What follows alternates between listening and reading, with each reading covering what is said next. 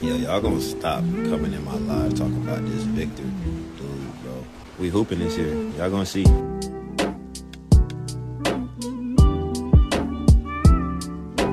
Alright team, today we have something that I'm sure we have all been anticipating and waiting for, and that is the Victor Wembanyama end of the season interview. We haven't heard from Victor in a long time, ever since he went out with the blood clot thing, and so it's going to be pretty interesting and pretty exciting to see what he has to say about the season and just his overall health and everything he has going on right now. But with that being said, let's go ahead and jump straight into it. And as always, y'all comment down some video ideas that y'all would like to see on the channel, anything Spurs related. I know we are going to do some stuff now that the season is over, but anything specific, y'all leave it down below in the comment section or join the Spurs Spotlight Discord and go leave it in there. We're always looking to talk hoops with some more people, so let's get it. So what's up? What's up, Wemby? What's up, bro? Yeah, of course. Yeah.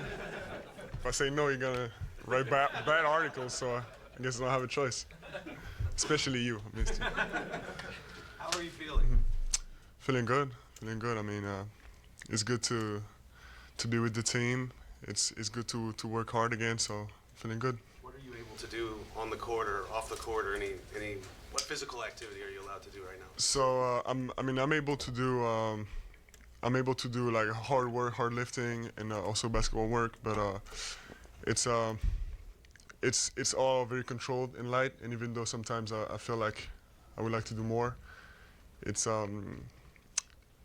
logical, medical direction. So I trust the process and I trust the medical staff. I'm really hoping he decides not to play for France and just focus on himself this offseason. I don't know if that's a hot take. Hopefully they ask him about it in this video, but those are just my thoughts. Any contact yet, or No. is it still to come? Do you have a sense what that timeline looks like when you might be able to do that? Kind of course, but I mean it's all, as I said, we're taking our time, and I'm neither late or early, but it's a process, and there's definitely steps we need to reach before that. Mike, Vic, sorry to take you so far back, but it has been a while. And going back to All-Star game, right? Yeah. This is the last time you talked to us. What was that whole week? If you could play it again, like the flight back, when did you figure out something was wrong? I'm sure that was a hugely emotional week for you. Just if you could describe that whole process of finding this huge news out.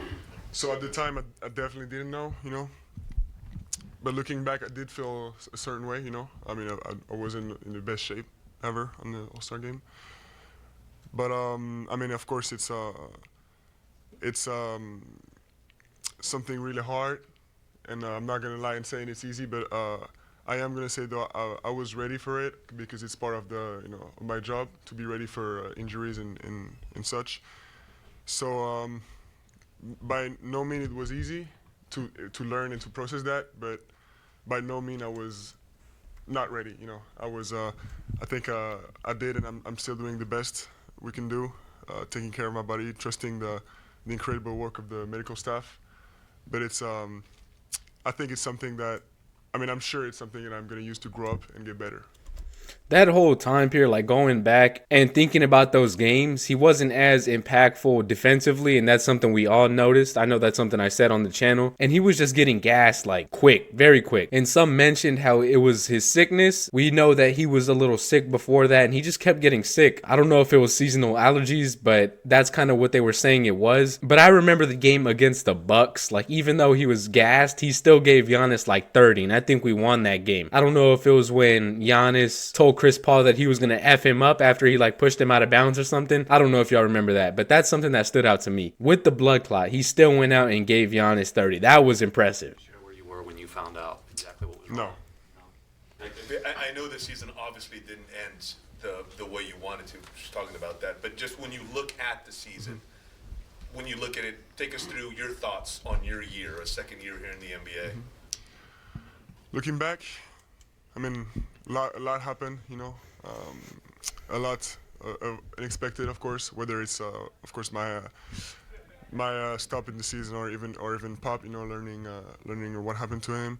It's stuff like this. But looking back, there's some great memories. I'm thinking about the all the the Christmas game in New York, and that whole trip, the Paris games, those are all incredible memories, and there's even more to remember about that season. I mean, all the LA situation, we're there for a while. I mean, but I said before, it's all about adaptation. So we adapted, and I think we can. I think my teammates really showed some incredible things in the past months, and really built for the future. And I mean, I think we probably have a big reward for that, because I think Steph pretty much, did the job to getting Rookie of the Year. And if he does the job tonight, I think he's got it unlocked. So it's we still get some incredible memories and incredible rewards for that season.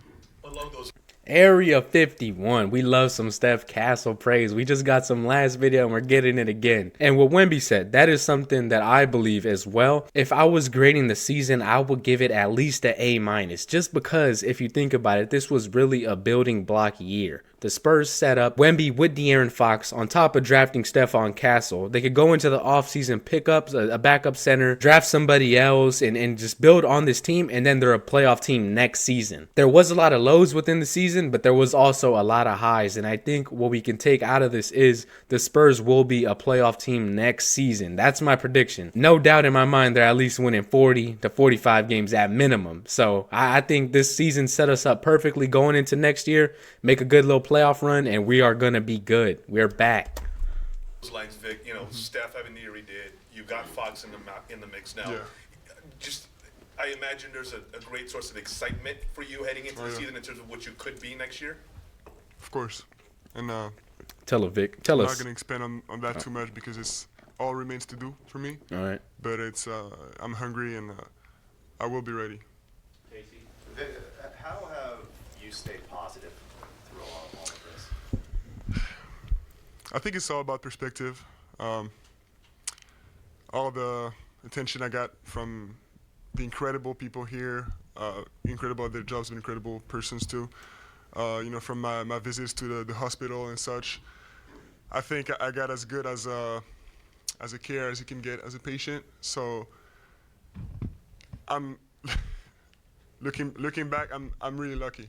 This happens, but all of us in that room, all of us in the league, we do with what we get.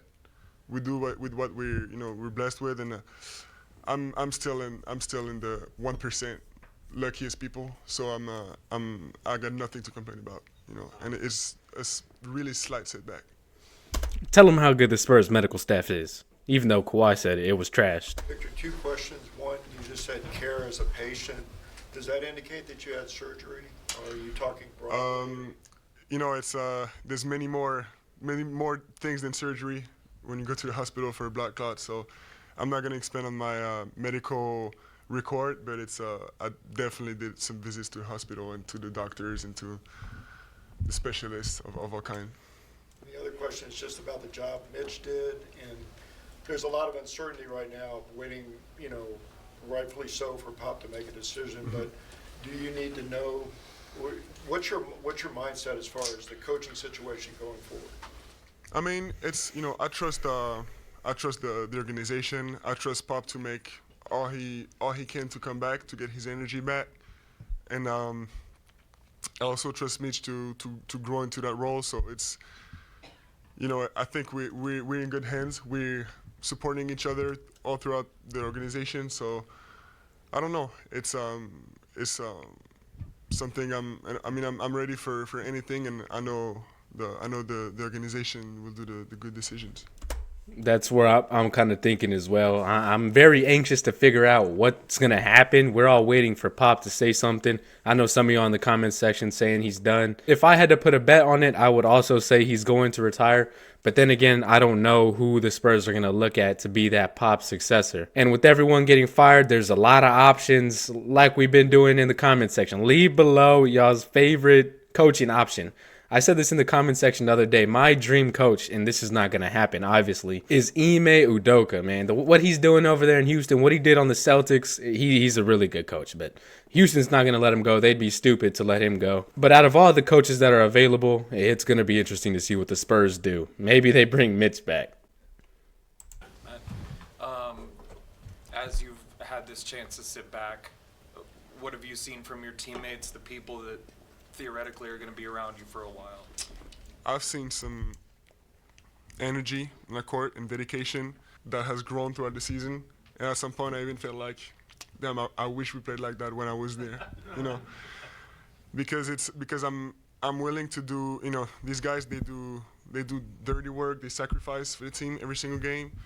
Of course, we always think about the guys like KJ or Blake who are just machines, give 100% all the time, but the whole team embrace that energy, and I'm willing to show that I'm ready to do that too, and because I'm willing to do the dirty work just as they do every night. No, Vic, don't do it. Don't jump on the floor. Don't be doing none of that. Wemby, if Steph Castle wins Rookie of the Year, what would that mean to you personally as a winner of it yourself? It would mean, the first thing I think about is, you know, Rookie of the Year, you got one chance to win it. After that, it's over. So it's a big milestone, and I'm really proud. First of all, I'm really proud of Steph for what he's done in his adaptation in the league and his growth.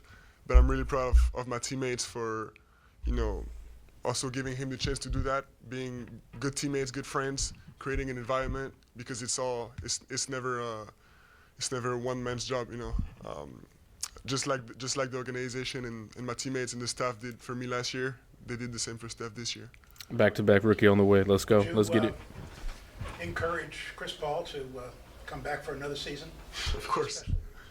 Of course. It's without a doubt, yeah. I don't think he's coming back. Going back to February, were you just shocked when they said out for the year?